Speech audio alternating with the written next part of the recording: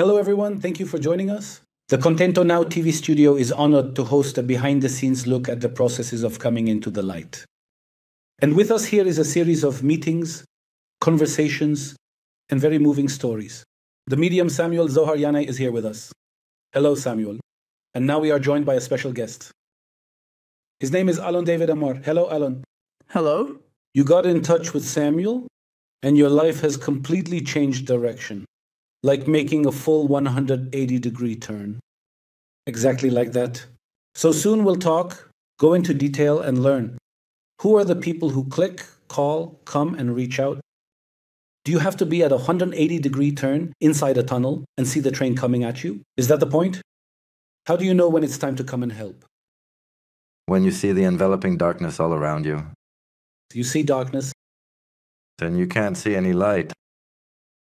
Tell me about the moment you felt you'd hit rock bottom, when you saw only darkness. I'm the kind of person that if I don't see something, I usually don't believe in it, and I went through an extremely difficult and dark period, for example. Give an example if you can. So many damages happened to me at work, in my family, and all kinds of things that are beyond nature. They can't be explained. In your family? What do you mean? I reached a point with my family where I didn't speak to them for about half a year, without any valid reason. No reason at all, not even a justified one. You didn't speak to them or them to you? I didn't. They tried to talk to me. They didn't understand why I didn't want to talk to them. They sent all kinds of messengers to me, friends of my father, for example, who came to me and said, "What did they do to you? Why aren't you speaking? This can't be." Because they know the family and they know the relationships within the family. And the truth is, I didn't even know what to say to them. And I didn't know the reason. I just didn't want to talk. And in business, since you're a businessman, what was the dark point that you saw? There were indeed so many deals that came right up to the signing stage.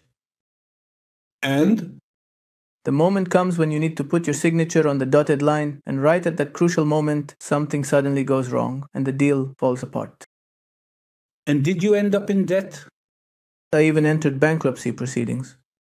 Wow. I started the process, and unfortunately I got to a point where I didn't even actually pay the installments they set for me. And then they indeed removed me from the bankruptcy process. They removed me from the process almost as if it wasn't even our choice. And honestly, I really still didn't understand what was going on. When did you pick up the phone? When did you say, "That's it, I really need to get some help, I saw that so many things just weren't working out, and I realized it was something like beyond the natural. What were you actually looking for? How did you know to reach out and connect with Samuel? First of all, I went to other people. I went to various rabbis, and some of them told me that some kind of ritual had been done, and that a curse had been placed on me. A curse was placed on me. Something like a voodoo curse. Tell me more. I couldn't believe it. Did someone cast a spell on you? That's what it turned out to be in the end. They placed it on me. They made a voodoo doll of me. Who did this to you? Any idea? I know who did it. And I also know what happened afterward, but I don't want to go into details here. It's quite personal. You're a person, a businessman, living in this world, and now you're talking about curses and you're talking about voodoo. Business people see you, and you come and say, what exactly was the kind of help that Samuel gave you? How did he help you? First, I have to tell you the level it reached, how bad it got. It got to the point where nothing I did worked, nothing succeeded, I wasn't speaking with my family. I entered bankruptcy proceedings, had relationship problems in every area. I got to a point where even my own kids, I didn't have the strength to hear them. It was like I was in some kind of bubble, disconnected from the world. A zombie, you could call it that. And Samuel, when you see this, when you get the message, when the request comes in, how do you pull someone out of that? that energy that seemed to surround a lawn. In his case, he also went through quite a long journey, and rabbis, well, they saw it as sorcery. They were afraid to get involved with what had been done to him. Why? It was really an act of... There's a difference between killing and murder. Killing isn't necessarily with motive and intent, but someone with clear motive and intent came and carried out an act, from every angle, from every aspect. He even ended up in the hospital once. In the end, I reached the hospital. Sorry, it's just... everything is coming back to me now. I'm with you. We're with you.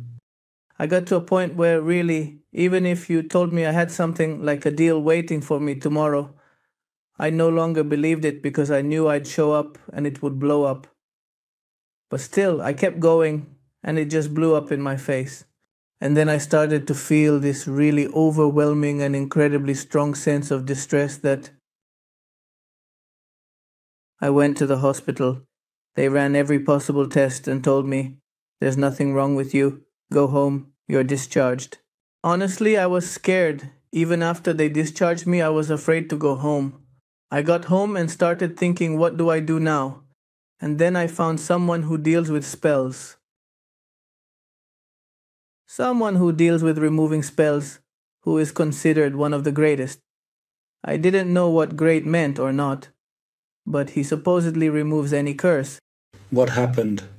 So I went to see him, and he told me that in order to remove he saw that there was something terrible, and he said he wanted to remove the curse from me.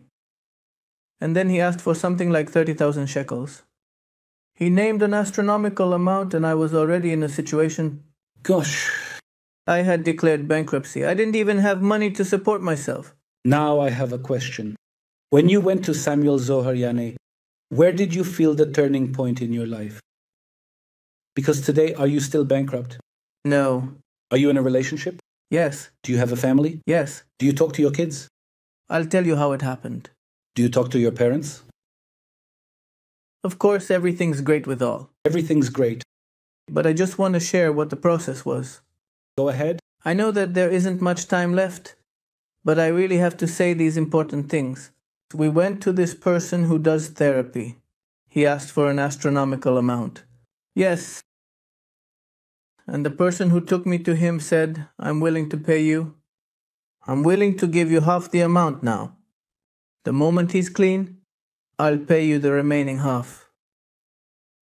Then he said, let me think if I can even deal with this kind of energy and with someone who did such a terrible thing. And it was agreed that he would call us the next evening and give us an answer on whether he would come and start the treatment, because I was already in a state where I was helpless. He didn't call, and around 8:30 in the evening my partner called him. And he told her that he wasn't willing to get involved in this, and that even for 50,000 shekels, he wasn't willing to take it on or deal with that kind of energy.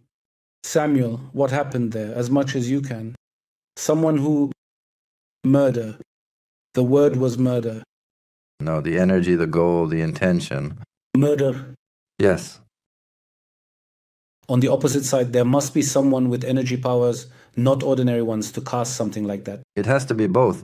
Someone with expertise or experience and with a negative intention. What happened to that person after you intervened? He can actually tell you that. I don't deal with the victims. What exactly happened to him? First of all, that person, due to unforeseen circumstances, ended up going bankrupt. He just reached a point where he said, "Can I share something?" Just don't name him. Yes, he even got to the point where he needed me. He came to me. Unexpected. You helped him? Yes. You helped him? Exactly. That's Medulan. Yes. The Medulan is a generous man with a big heart. You know, by the way, in that context, are you sure he is the one? Definitely, it's a feeling from the heart, a sense, I know for sure because later we installed cameras in the house. And we caught the guy, like we saw on the cameras, that he came several times to do all kinds of things. What you see him doing? He poured all kinds of substances, all kinds of I don't really know what he did, but he was doing magic. And I have to emphasize again and again in this amazing conversation, you're an ordinary person. A man who does business, makes deals, lives, has a family, and so on. Not some kind of spiritual figure from northern Tibet. Definitely not. Exactly. I didn't believe in these things either. By the way, until I got hurt by this thing, I didn't believe it even existed. There's kind of a common saying that a lot of people say, like, if you don't believe in these things, then they won't affect you. But I was really one of those people who believed that if you don't believe, then it won't stick. And it stuck. But I'm saying, okay, and if it did stick, then what? What's exactly the price a person pays? At the end of our conversation, one sentence you'd like to say here to Samuel Zohar Yanai? First of all, thank you. And by the way, since then, we've been in really close contact. We've been close ever since. And I know that every time I ask him something, I definitely get advice, and he always knows, and he's always right. I don't know why, but he's always right. Samuel, one sentence for Alon? We're basically like brothers now. One moment, let me interrupt. Because there's something I really have to say. Something that's pressing, like you can see there's no 3 brothers from the Bedouin community worked for me. And one time I didn't understand why they were staying longer than everyone else. Like, why don't you go home to your wives, to your kids? So I asked one of them, why don't you leave earlier? Go to your kids. So he said to me, I don't have kids. I said to him, okay, you don't, but what about the second brother? So he tells me he doesn't either. So I started thinking and said, and the third one, why doesn't he have any? So he tells me, no, the 3 of us have the same problem. And then I already understood that there's something here beyond the natural. You know what's needed, where to turn. Yes. And then at that moment I stopped them and said, listen carefully, I know someone who can help you. They said to me, let's try. By the way, they also knew that something had been done to them, because they were at some wedding and drank something there. And from that day on, they felt that something wasn't working right with them. To keep them asking questions, get me to the bottom line. Do they have kids today or not? Today, all 3 of them have children, and because they called Samuel. Each of them has children? Yes, 3. And wait, there's one more thing I kind of forgot to mention here. They came to Samuel, we left from there, and the next morning they called me. I was just shocked. What did your guy do to us? I honestly didn't know what to say. I asked them what happened. So they told me everything works, like everything works. Everything works, like there's nothing, and we feel like we can fly. It's like the whole burden just lifted off them in a single day. Alon David Amar, I truly hope that in a few months or years, we'll meet again and hear more about your journey, because it's amazing. Samuel Zohar Yanai, thank you very, very much. Thank you.